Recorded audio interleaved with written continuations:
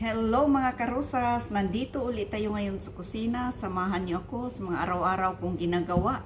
Matagal na akong hindi nakapag-vlog dito sa kusina. So, samahan niyo ako. Ang dami kong kwento. So, ang unang gagawin natin ngayon, may talong dito. Iprito natin ito tapos ilagay sa oven. Lagyan ng tomato sauce at saka yung meat sauce.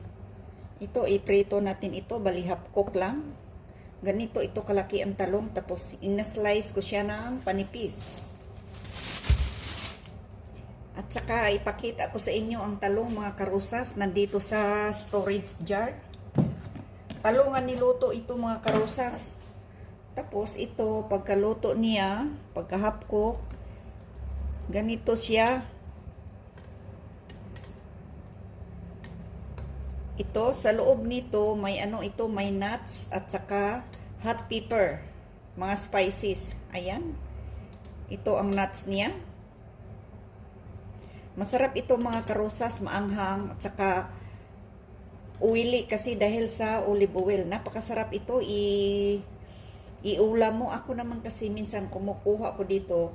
Ang pagkain ko, i-partner ko ito sa white rice, masarap din. Pero sila pag kumakain dito, ang mga amo ko, bali yung kubos, Arabic bread. Ayan, ang dami. Dami mga karusas. Yung maliit ito na talong.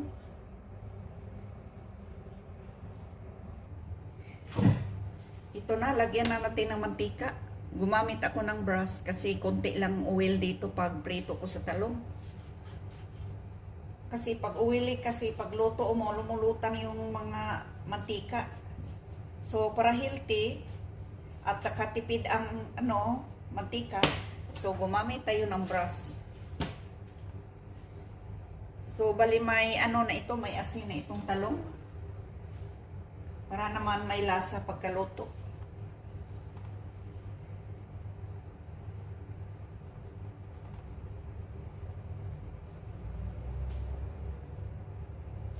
So, maganda na ang weather ngayon mga karosas. Hindi na mainit, hindi na malamig, tama-tama lang.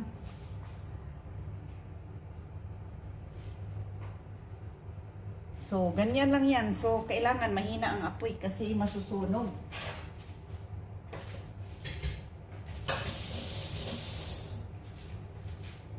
So, mahina lang ang apoy. So, maganda kasi pag i-brush mo kasi parang pantay yung oil niya pagkalagay. Parang may spread talaga dito sa frying pan. At saka tipid din sa mantika, hindi magsiksikan, hindi magmantika masyadong mamantika yung talong. Ayan, kumusta na kayo mga kapwa ko OFW? Anong luto nyo ngayon? So, sa mga kapwa ko OFW, alam ko minsan boring tayo. Kailangan natin ng may kausap, kailangan natin ng maraming kaibigan. So, nandoon tayo lagi sa Facebook, makipag-messenger, makipag-WhatsApp. So, payo ko lang sa mga kapwa ko OFW na mag-ingat tayo sa makipagkaibigan. Tsaka, hindi natin alam, nakilala lang natin sa Facebook. Mamaya pag magkahulugan ang loob natin, ma-inlove tayo, maging nobyo natin sila. So huwag masyadong magtiwala. Hindi tayo basta-basta magbigay ng information about sa pamilya natin, kailan tayo uwi. Huwag tayong basta-basta magpasundo sa kanila. At saka huwag tayong basta-basta huwag tayong basta-basta magtiwala na pagsunduin tayo, mag-usap tayo, na doon tayo sa kanila, pumasyal tayo. So, mayroon kasi akong nakikita mga kaibigan, kawawa yung kabayan natin. Mayroon siyang kabayan din natin na sa Pilipinas, nakilala niya. Yun, parang yun yata ang nagsundo sa airport sa kanya at saka tumuloy siya sa maging nobyo niya, nagpunta siya doon sa bahay ng lalaki. At saka yung time daw na umuwi, gusto niya umuwi kasi yung time na eleksyon, kasi gusto niya bumoto, hindi pinauwi. Dapat talaga, hindi tayo basta-basta magtiwala. Kasi Mahirap na ngayon. So, iba na namang usapan natin ngayon. Dito tayo sa kusina. So, baka mapalo tayo ni Lolo. Ibahin natin kasi chismis na yan. Maritis na yan. So, ayan. Matagal kasi ito maluto kasi mahina ang apoy. Kaya kailangan pang magluto ako dito. Kaya baaga talaga kasi maraming ilang minuto ito bago matapos. Kasi pag biglain mo, pangit naman, masusunog. So, kailangan dandahan yung apoy. So, ito lang araw-araw ginagawa natin. Paulit-ulit. Luto, linis, laba. Luto, linis, laba. Ayan.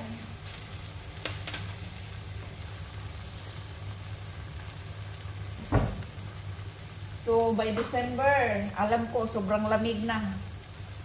So, mas gusto ko rin ang malamig kaysa init. Mas kayanan kung lamig kasi sobrang init. Ang sobrang init kasi nahihilo ako. Ang lamig kasi gustong gusto ko. Mas gusto ko ang lamig kaysa init. Pag init kasi minsan nahihilo ako pag lumalabas ako. Parang ang sakit sa ulo. Pag malamig walang problema kasi pwede mo suotan ng jacket. Ang tag-init kasi kahit naka-jacket ka, kahit naka-sombrero ka, mainit pa rin. Papawisan ka lang ng marami pag mag-jacket pa, mag-sombrero ka, sumasakit pang ulo mo. Ayan, pagkatapos dito, ito, magluto tayo ng karne, gawin natin ng meat sauce. Pagkatapos, mag-slice tayo ng kamatis, gawin natin ng sauce.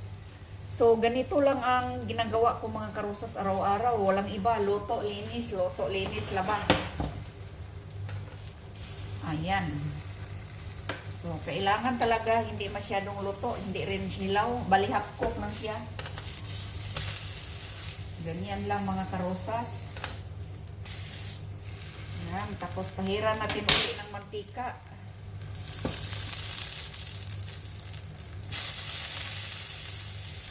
Yan.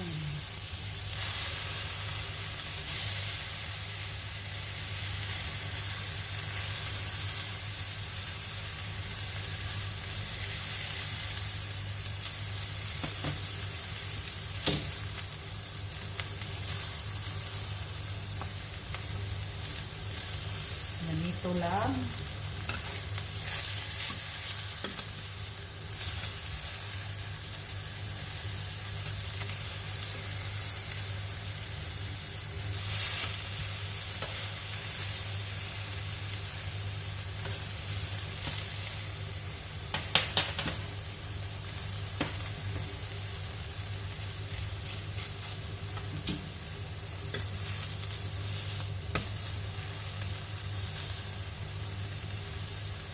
Balihap cook lang talaga mga karusas. Kasi pag sobra mo ng luto, pag bake mo kasi sa oven, parang ano na, parang malanta, sobrang lambot din ang talong. Yung tama-tama lang.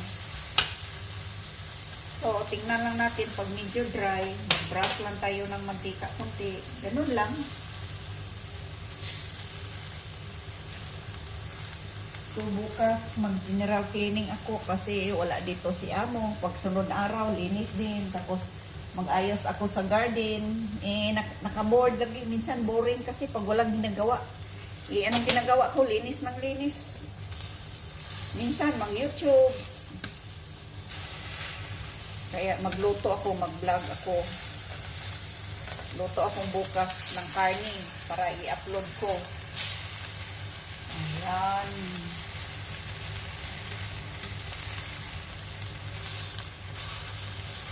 So, sunod na araw, magginataan ako. Ayan.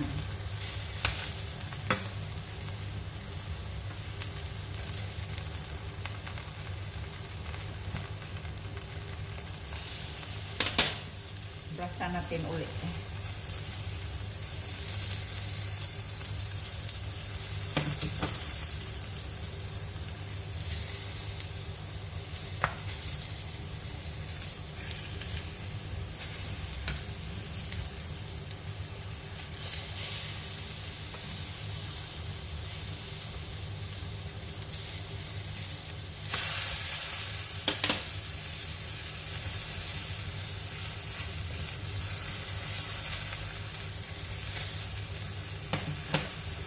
Gusto ko nga magpunta sa mga karosas. Gusto ko nga magpunta ng UWA, ay embassy. Kasi hindi pa ako naka-renew ng UWA ko, matagal na. So, kailangan talaga mag-renew ng UWA para naka-registered ka. So, gusto kong magpunta baka sa baka sa Wednesday na magpunta ako ng UWA. Kasi hindi ako naka-registered. Kailangan niya natin, naka-registered tayo. Para may ma-record tayo sa UWA. Importante yan, mga karosas. Nga naka-registered tayo sa UWA. Hindi kasi ako naka-uwi, 4 ng taon. So, katatapos lang ng papers ko, visa ko, kasi galing ako ng Saudi. Iba naman ang dati, yung amo kong lalaki, ang sponsor ko. Ngayon, nilipat sa asawa niya kasi wala ni yung amo kong lalaki.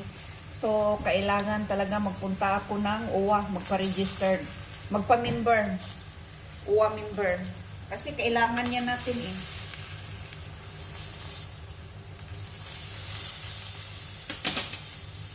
Importante yung UWA member. So, kailangan ko magpunta either bukas or sa Wednesday. Basta need ko na mapunta kasi hindi pa ako nakapag-renew ng UWA. Saudi pa yun, yung nasa Saudi pa ako. Ang UWA ko expire na. So, kailangan akong mag-renew. Ayan. Hanggang dito na lang tayo mga karosas. Thank you so much for watching. Please don't forget to subscribe, like, share, and comment. And tap the bell para updated kayo sa sunod na mga videos. Bye-bye everyone. God bless.